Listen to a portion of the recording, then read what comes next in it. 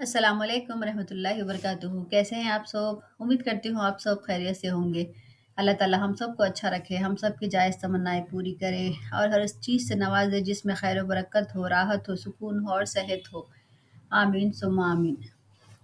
تو چلیے شروع کرتے ہیں۔ بسم اللہ الرحمن الرحیم۔ سورہ المائدہ کی تفسیر۔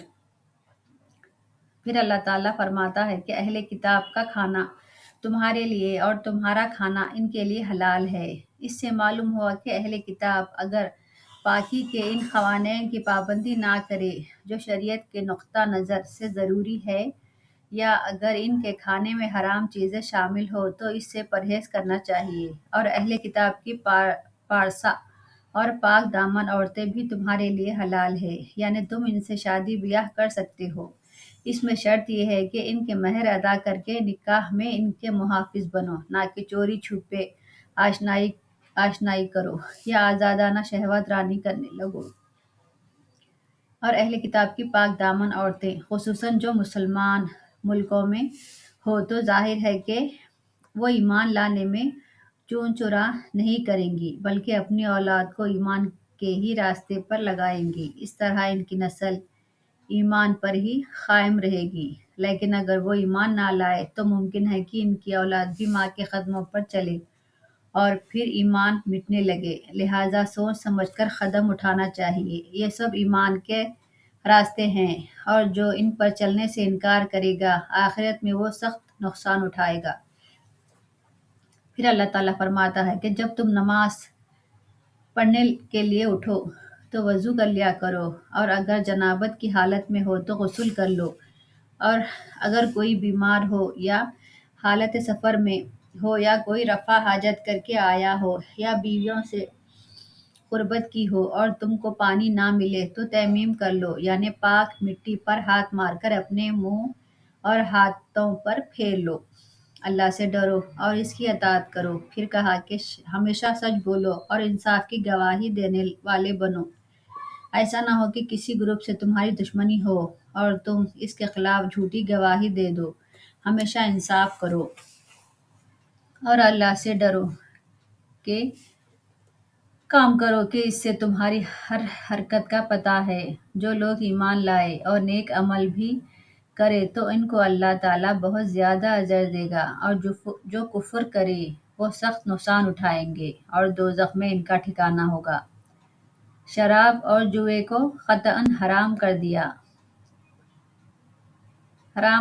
دیا۔ اللہ اور رسول صلی اللہ علیہ وسلم کے نظام صالح کے خلاف بغاوت کی سزا مقرر کی گئی کہ وہ قتل کیے جائیں یا سولی پر چڑھائے جائیں، یا ان کے ہاتھ اور پاؤں مخالف سمتوں سے کاٹ دیے جائیں، یا پھر وہ جلا وطن کیے جائیں۔ اور پھر یہ تو دنیا کی سزا ہوئی، اور آخرت کی سزا تو اس سے بھی زیادہ سخت ہے۔ لیکن جو کوئی توبہ کر لے اور اپنی اصلاح کر لے تو وہ اللہ کے غضب سے بچ جائے گا، اور اللہ اس کے دامن سے اس کے داغ کو دھو دے گا۔ قسم توڑنے کا کفارہ اللہ تعالیٰ نے مقرر کیا۔ اگر جان بوجھ کر کسی نے قسم کھا لی تو اس کے توڑنے کا کفارہ یہ ہے کہ 10 مسکینوں کو جو کھانا تم کھاتے ہو وہ کھلاؤ، یا انہیں اسی کے مطابق کپڑے پہناؤ، یا پھر ایک غلام آزاد کرو۔ اور اگر یہ سب کرنے کی تم میں طاقت نہ ہو تو پھر 3 دن کے لگاتار روزے رکھو۔ فضول باتوں اور گناہ کے کاموں میں قسم کو استعمال نہ کیا جائے۔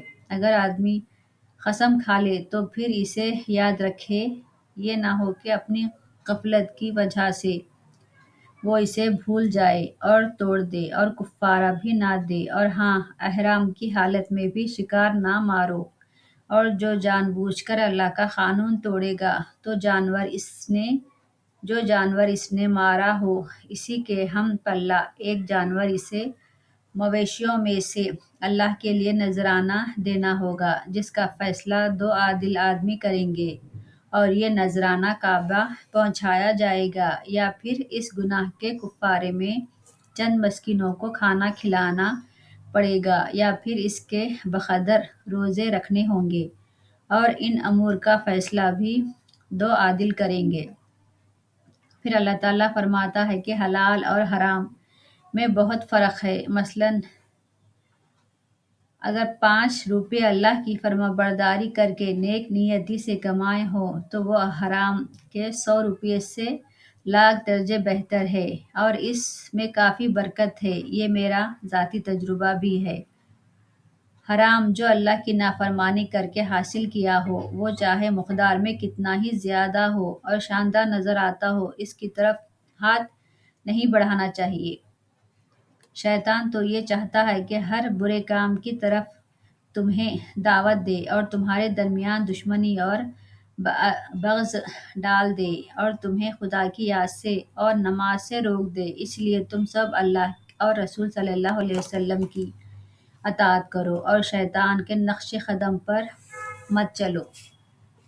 اللہ تعالی ہم سب کو پڑھنے سننے سے زیادہ عمل کرنے کی توفیق عطا فرمائے۔